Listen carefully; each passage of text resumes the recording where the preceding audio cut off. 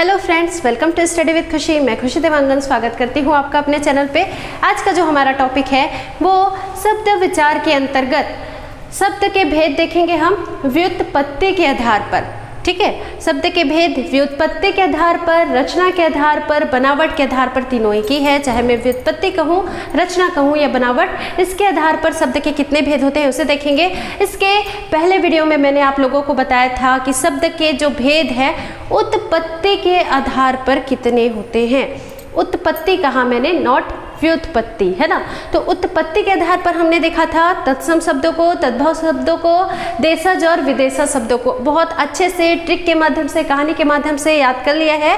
ठीक है, आज हम शब्द विचार के ही अंतर्गत जो शब्द के भेद हैं व्युत्पत्ति, रचना या बनावट के आधार पर, कभी कभी आपको रचना के आधार पर लिखे आएगा या फिर बनावट के आधार पर लिख कर आएगा या फिर व्युत्पत्ति के आधार पर लिख कर आएगा, है ना। तो तीनों एक ही है, जिसमें हम आज पढ़ेंगे रूढ़ शब्द, यौगिक शब्द और योग रूढ़ शब्द, है ना। देखेंगे कि रूढ़ शब्द किसे कहते हैं, उसके एग्जाम्पल कैसे हैं, यौगिक शब्द किसे कहते हैं, उसके एग्जाम्पल कैसे हैं, और योग रूढ़ शब्द कैसे हैं, उसके एग्जाम्पल कैसे हैं। ठीक है, तो आज का वीडियो स्टार्ट करने से पहले मैं हमेशा की तरह बस आपसे यही कहना चाहूँगी कि अगर आपको मेरे वीडियोस अच्छे लगते हैं, कंटेंट अच्छे लगते हैं, तो प्लीज़ ज़्यादा से ज़्यादा लोगों तक शेयर कीजिए ताकि मैं भी मोटिवेट हो सकूँ आप लोगों के बीच हमेशा ऐसे यूज़फुल कंटेंट लेकर आने के लिए।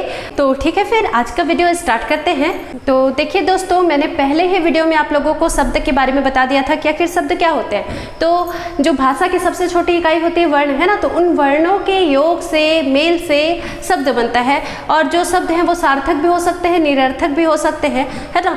तो उसे हम अगले वीडियो में कवर करेंगे कि सार्थक शब्द क्या होते हैं और निरर्थक शब्द क्या होते हैं। ठीक है, तो जो शब्द है ना, दो वर्णों के या दो से अधिक वर्णों के मेल से जो शब्द बने हुए हैं, है ना, उन्हें रचना के आधार पर, बनावट के आधार पर, व्युत्पत्ति के आधार पर तीन वर्गों में विभाजित किया गया है। पहला रूढ़ शब्द, दूसरा यौगिक शब्द, तीसरा योग रूढ़ शब्द। ठीक है, क्या क्या बोला मैंने, बनावट के आधार पर, रचना के आधार पर, व्युत्पत्ति के आधार पर। पहला रूढ़ शब्द, दूसरा यौगिक शब्द, तीसरा योग रूढ़ शब्द।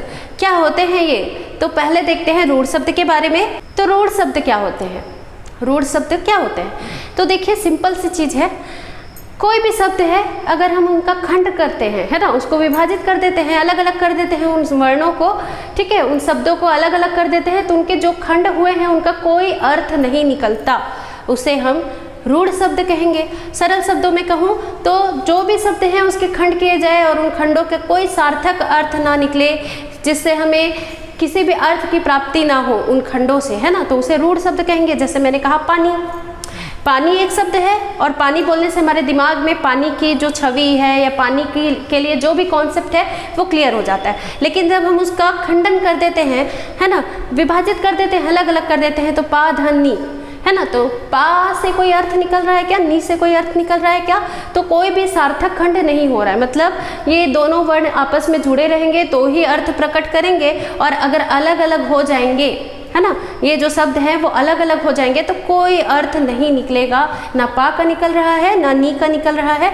तो इन्हीं शब्दों को क्या कहेंगे, रूढ़ शब्द कहेंगे। ठीक है, और एग्जाम्पल देखिए, रात, दिन, काम, है ना, जब आप रात को अलग करेंगे, विभाजित करेंगे, खंडित करेंगे तो क्या बनेगा, रा धन त।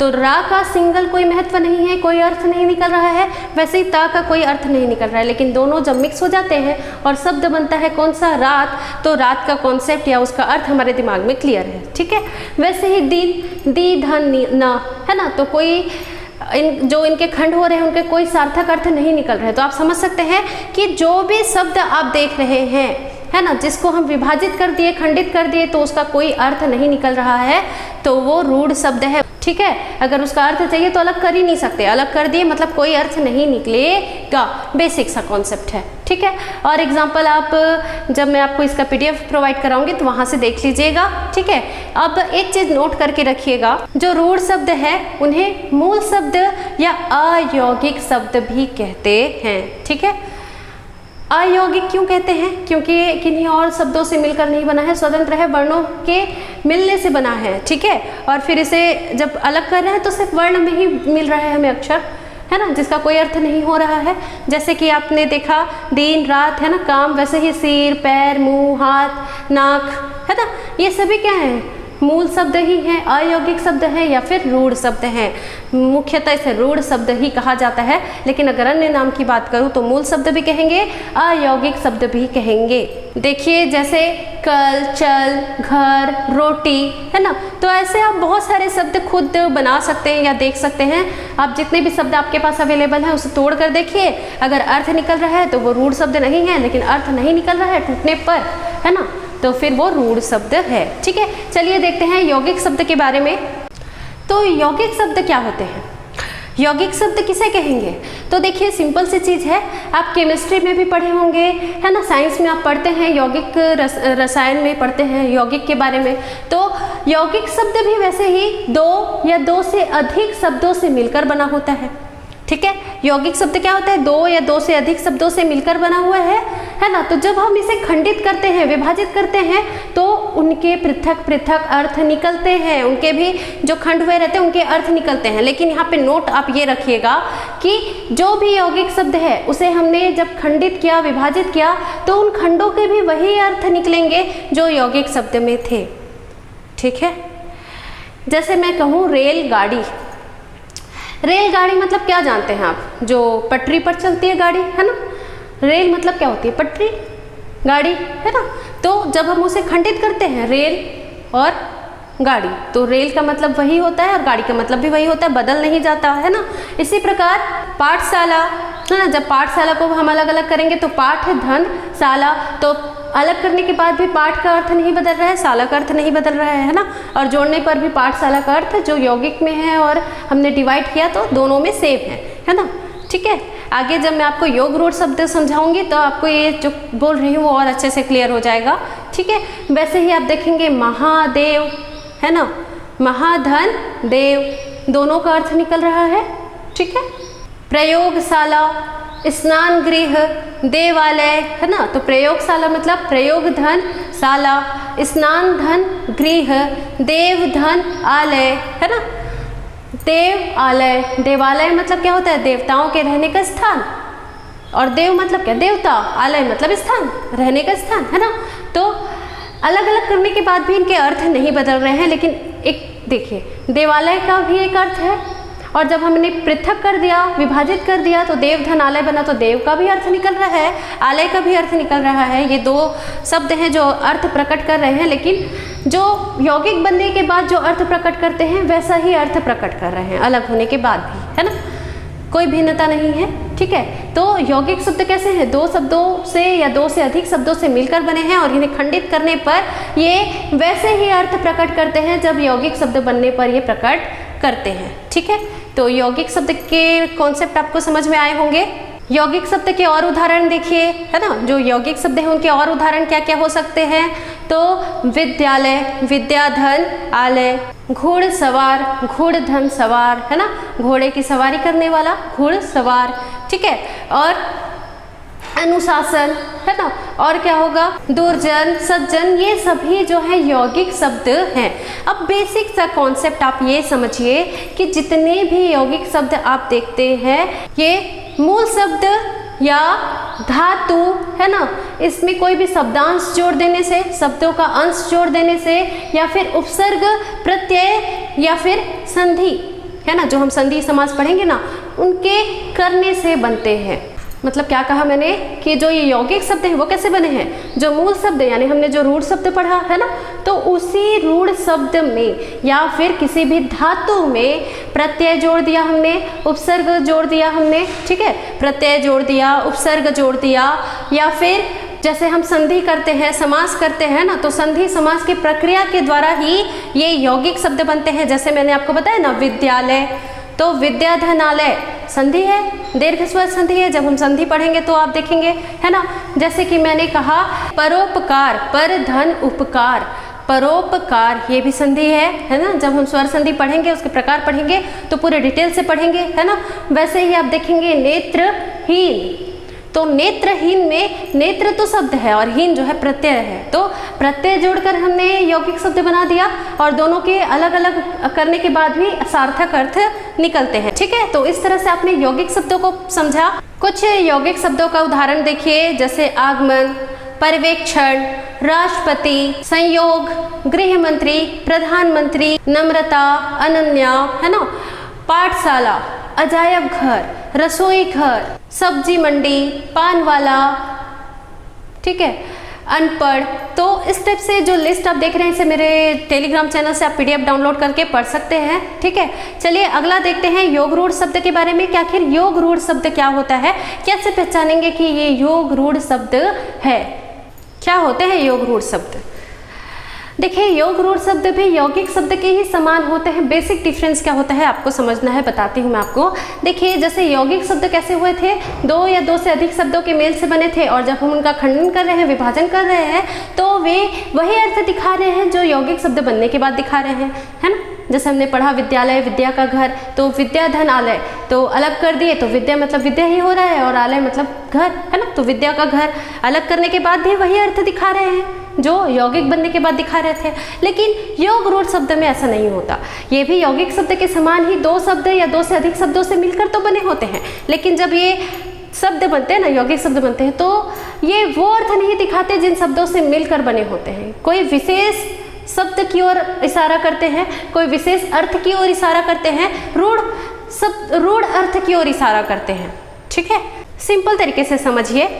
मैंने कहा कि जो शब्द है, दो या दो से अधिक शब्द जो आपस में मिलकर योग रूढ़ शब्द बनाते हैं, हम क्यों कह रहे हैं उनको योग रूढ़ शब्द, ठीक है, यौगिक क्यों नहीं कह रहे हैं। जैसे मैंने बताया ना, यौगिक में विद्यालय का एग्जाम्पल दिया, विद्या धनालय, विद्या का घर, है ना। तो अर्थ जब अलग कर रहे हैं उनको तो भी वही निकल रहा है, शब्दों को अलग कर रहे हैं तो भी वही निकल रहा है ना। लेकिन जैसे कि मैं कहूँ पंकज, क्या कहूँ, पंकज, तो पंकज को अलग करेंगे तो क्या बनेगा, पंक धन ज। ठीक है, पंक धन जा, पंक मतलब होता है कीचड़, और जा मतलब होता है जन्म लेने वाला। तो कीचड़ में जन्म लेने वाला कौन है, ये तो अलग अलग किए तो पंक मतलब कीचड़ निकल रहा है, जैसे जन्म लेने वाला निकल रहा है। लेकिन जब ये दोनों शब्द मिलकर यौगिक बनते हैं, अर्थात योग रूढ़, कब क्यों कहूँगी इनको, देखिए पंकज का अर्थ कीचड़ में जन्म लेने वाला नहीं निकलता। हम पंकज का अर्थ कीचड़ में जन्म लेने वाला के रूप में उपयोग नहीं करते। किस सेंस में करते हैं, आप सभी परिचित है। पंकज किसे कहा जाता है, कमल, यानी वो अपने जो जुड़े हुए जो शब्द है ना, उसके विपरीत अलग से विशेष अर्थ को प्रकट कर रहा है, अलग अर्थ प्रकट कर रहा है ना। किसके बारे में बता रहा है, कमल के बारे में, रूढ़ के बारे में बता रहा है, मूल शब्द के बारे में बता रहा है ना, कमल के बारे में बता रहा है। तो आप योग रूढ़ शब्द को और कैसे समझ सकते हैं, तो जितने भी आप समास में जो बहुब्रीहि समास है, बहुब्रीहि समास के जितने भी उदाहरण देखेंगे वो योग रूढ़ शब्द के उदाहरण हैं। ठीक है, सिंपल सा कॉन्सेप्ट है। जब मैं आपको समास पढ़ाऊंगी तो अच्छे से और बताऊंगी। योग रूढ़ शब्द क्या है, जो बहुब्रीहि समास में जितने भी एग्जाम्पल हैं, जैसे पीताम्बर हो गया, है ना, लंबोदर हो गया, नीलकंठ हो गया, तो ये सभी क्या है, योग रूढ़ शब्द है। क्योंकि ये क्या कर रहे हैं, किसी विशेष अर्थ को प्रकट कर रहे हैं। ठीक है, सिंपल सी चीज़ है, समझ पा रहे होंगे आप। और एग्जाम्पल देती हूँ तो आप अच्छे से समझ पाएंगे। जैसे देखिए, जलज, जल धन ज, हमने अलग किया, जल का भी अर्थ निकल रहा है, ज का भी अर्थ निकल रहा है। ठीक है, जलज, जल मतलब पानी, है ना, और ज मतलब जन्म लेने वाला। तो जल में जन्म लेने वाला, या जल से उत्पन्न, पानी से उत्पन्न, पानी में उत्पन्न है। तो अब देखिए, पानी का अर्थ तो सबको क्लियर है। अब उसमें उत्पन्न कौन कौन सी चीज़ें हो सकती है, तो बहुत सारी हो सकती है। मछली हो सकते हैं, सांप हो सकता है ना, सीप हो सकता है, सिंघाड़ा हो सकता है, कुछ भी हो सकता है। लेकिन जब ये आपस में जुड़ते हैं, जलज बन जाते हैं, तो ये इन चीज़ों की ओर इशारा नहीं करते, मछली वगैरह इन सब की ओर इशारा नहीं करते। इसका जो अर्थ है विशेष अर्थ के रूप में सिर्फ और सिर्फ कमल के लिए ही प्रयुक्त होता है। ठीक है, आई होप आप समझ पा रहे होंगे। जब जल और ज दोनों मिल जाते हैं तो अपने जो खुद का जो अर्थ है उसको ना प्रकट करते हुए विशेष अर्थ को प्रकट करते हैं, और विशेष अर्थ किसके लिए है, कमल के लिए है। ठीक है, वैसे ही आप देखेंगे नीरद, क्या देखेंगे, नीरद। तो नीरद का क्या होता है अर्थ, तो देखिए पहले तो अलग करते हैं, नीर धन द, नीर मतलब पानी, द मतलब देने वाला, पानी देने वाला। तो अगर हमने अलग अलग करके इसको देखा तो पानी और द मतलब देने वाला, तो कोई भी हो सकता है, मनुष्य हो सकता है, नल हो सकता है, झरना हो सकता है, नदी हो सकता है। लेकिन जब ये आपस में जुड़ जाते हैं और यौगिक शब्द बनते हैं, है ना, तो योग रूढ़ क्यों कहलाते हैं? क्योंकि जो नीरद है ना, जो नीरद है वो अपने विशेष अर्थ में सिर्फ और सिर्फ बादल के लिए ही प्रयोग होता है। नीरद का अर्थ क्या होता है? बादल। ठीक है, तो इस तरह से हमने देखा जो योग रूढ़ शब्द हैं, लगभग समझ में आया होगा आपको, पूरे के पूरे बहुब्रीहि समास के ही उदाहरण हैं। और एग्जाम्पल देखिए, क्लियर होते जाएगा। जैसे पीतांबर, पीतांबर मतलब पीत धन अंबर, अलग कर दिया हमने। पीत धन अंबर, अंबर मतलब होता है वस्त्र और पीत मतलब पीला, पीला वस्त्र धारण करने वाला। तो वो तो कोई भी हो सकता है, मैं भी हो सकती हूँ, आप भी हो सकते हैं, कोई भी हो सकता है जो पीला वस्त्र धारण किया है। लेकिन जब ये योग रूढ़ शब्द बनता है, आपस में जुड़ता है, तो अपने विशेष अर्थ में, रूढ़ अर्थ में केवल और केवल श्री कृष्ण के लिए ही उपयोग में आता है। ठीक है, पीतांबर का अर्थ क्या होता है? पीतांबर किसके लिए अर्थ प्रकट करता है? पीतांबर किसे कहा जाता है? तो श्री कृष्ण को कहा जाता है। आई होप आप समझ पा रहे होंगे। और जो आगे मैं उदाहरण बताऊंगी उसे ऐसे अलग करके नहीं बताऊंगी, अलग आपको करना है, घर में प्रैक्टिस करिए ताकि आपकी जो तैयारी है वो अच्छे से हो सके। एक बार मैं सारे एग्जाम्पल्स को पढ़ देती हूँ और इसका PDF आप मेरे टेलीग्राम चैनल स्टडी विद खुशी से डाउनलोड कर सकते हैं। ठीक है, और हाँ, कहीं पर कोई डाउट रहे तो आप बेझिझक मुझसे कमेंट बॉक्स में या टेलीग्राम पे पूछ सकते हैं, मैं आप लोगों का डाउट पूरी तरह से क्लियर करने की कोशिश करूंगी। चलिए योग रूढ़ शब्द के और उदाहरण देखते हैं। तो कपीश्वर हनुमान जी को कहा जाता है, रतिकांत कामदेव को कहा जाता है, मनोज कामदेव को कहा जाता है, विश्वामित्र, तो ये एक ऋषि हैं, आप जानते हैं, विश्वामित्र के बारे में पढ़ा होगा आपने। ठीक है, वज्रपाणी, तो वज्रपाणी किसे कहते हैं? इंद्र को, इंद्र को कहा जाता है वज्रपाणी, है ना। और घनश्याम, तो घन घनश्याम, काले बादल है। घनश्याम किसके लिए प्रयोग होता है? श्री कृष्ण के लिए, है ना। आई होप आप समझ पा रहे होंगे योग रूढ़ शब्द क्यों कहा जा रहा है इन्हें। लंबोदर गणेश जी, नीलकंठ शंकर, है ना, शंकर भगवान को कहा जाता है। चतुरानंद, तो ब्रह्म भगवान को कहा जाता है। क्यों? क्योंकि उनके 4 आनन है, 4 मुख है, है ना, देखा था हमने, 4 सिर है ना।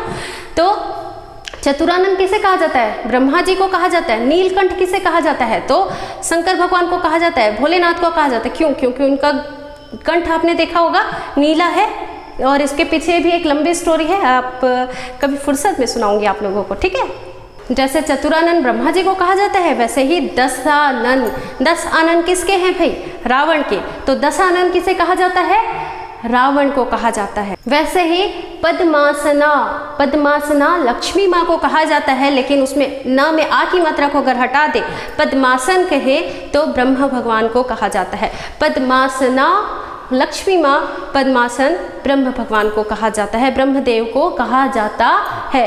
पंचानन शिव को कहा जाता है, चतुरानन ब्रह्मा जी को, 10 आनन रावण को, पंचानन शिव जी को कहा जाता है ना। वैसे ही सहस्त्राक्ष, सहस्त्राक्ष किसे कहा जाता है? इंद्र को। और वक्रतुंड गणेश जी को कहा जाता है। मुरारी श्री कृष्ण को, चक्रधर विष्णु जी को, गिरिधर कृष्ण जी को, है ना, उन्होंने पर्वत उंगली पे उठाया था, कौन सा पर्वत था कमेंट बॉक्स में बताइएगा। ठीक है, क्योंकि सभी मनाते हैं, गोवर्धन पूजा का पर्व मनाते हैं और भी बहुत सारी चीज़ें मनाते हैं, तो पता होगा आप लोगों को कौन से पर्वत को उन्होंने अपनी उंगली पर उठाया था, कमेंट बॉक्स में बताइएगा। ठीक है, तो गिरिधर कौन है? श्री कृष्ण। कलकंठ कौन है? कोयल। हलधर बलराम, हलधर बलराम जी को क्यों कहा जाता है? क्योंकि उनका जो प्रमुख औजार है या हथियार है वो कौन है? तो हल है ना। हलधर कौन है? बलराम, श्री कृष्ण के बड़े भाई। ठीक है, षटपद भौरा को कहा जाता है। षटपद क्यों? क्योंकि उसके 6 पैर होते हैं, है ना। तो षटपद भौरा के लिए यूज होता है। वीणा वादिनी सरस्वती, चतुर्भुज ब्रह्मा, दुर्वासा एक ऋषि है, जैसे विश्वामित्र एक ऋषि है वैसे दुर्वासा एक ऋषि है ना। शूलपाणी शंकर, वीणापाणी सरस्वती, शूलपाणी शंकर, दिगंबर शंकर, जो दिगंबर है वो भी शंकर जी को कहा जाता है, षडानन कार्तिकेय को कहा जाता है। तो इस प्रकार से आपने योग रूढ़ शब्दों के उदाहरण देखे, ये सभी बहुव्रीहि समास के भी उदाहरण हैं। ठीक है, तो जब बहुव्रीहि समास पढ़ोगे तो यही सभी चीजें रिपीट होंगी, ध्यान रखिएगा। ठीक है, तो इस तरह से हमने रूढ़ शब्द, यौगिक शब्द और योग रूढ़ शब्द को पढ़ा। चलिए एक बार जल्दी से रिवाइज कर लेते हैं एकदम शॉर्ट एंड स्वीट तरीके से। तो रूढ़ शब्द किसे कहा मैंने? रूढ़ शब्द मतलब वे शब्द जिनको विभाजित करने पर, खंडित करने पर प्रत्येक खंड कोई भी सार्थक अर्थ नहीं देते। जैसे मैंने कहा पानी, पा धन नी, पा का अलग से कोई अर्थ नहीं है, नी का अलग से कोई अर्थ नहीं है। जैसे कल, चल, है ना, रात, दिन, तो ये सभी जो है वो जब हम इन्हें खंडित करेंगे तो कोई भी सार्थक अर्थ नहीं देंगे। इस तरह ये रूढ़ शब्द है। वैसे ही यौगिक शब्द किसे कहा मैंने?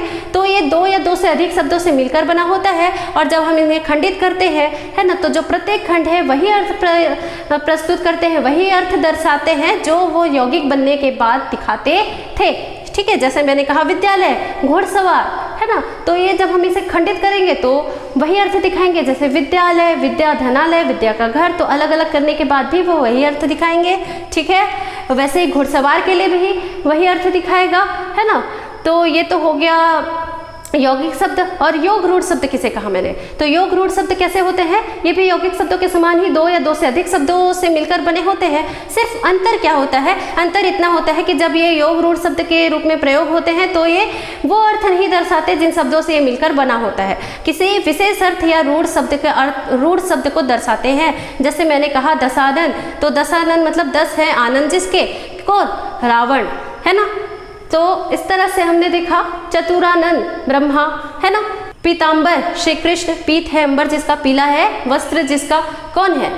तो कृष्ण, है ना। तो इस तरह से हमने देखा कि जो योग रूढ़ शब्द है वो किसी विशेष अर्थ को दर्शाता है। जैसे जलज, नीरद, है ना, जलज मतलब कमल, नीरद मतलब बादल, पंकज मतलब कमल। ठीक है, तो ये होगा योग रूढ़ शब्द।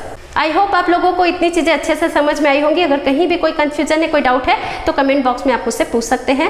तो आज का हमारा टॉपिक यहीं तक था। हम अगले वीडियो में जो सार्थक शब्द होते हैं, निरर्थक शब्द होते हैं और जो विकारी शब्द होते हैं, अविकारी शब्द होते हैं, उन पर चर्चा करेंगे। ठीक है, तो अगर आपको वीडियो अच्छा लगा तो प्लीज़ ज़्यादा से ज़्यादा लोगों तक शेयर कीजिए ताकि मैं भी हमेशा मोटिवेट होते रहूँ आप लोगों के बीच, हमेशा ऐसे यूज़फुल कंटेंट के साथ हाजिर रहने के लिए। और अगर आप चैनल पर नए हैं और चैनल को अभी तक सब्सक्राइब नहीं किया है तो चैनल को सब्सक्राइब जरूर करें, बेल आइकन को भी प्रेस करना ना भूलें ताकि मेरे वीडियो के नोटिफिकेशन आपको टाइम पर मिलते रहे। मिलते हैं नेक्स्ट वीडियो में। Thank you so much.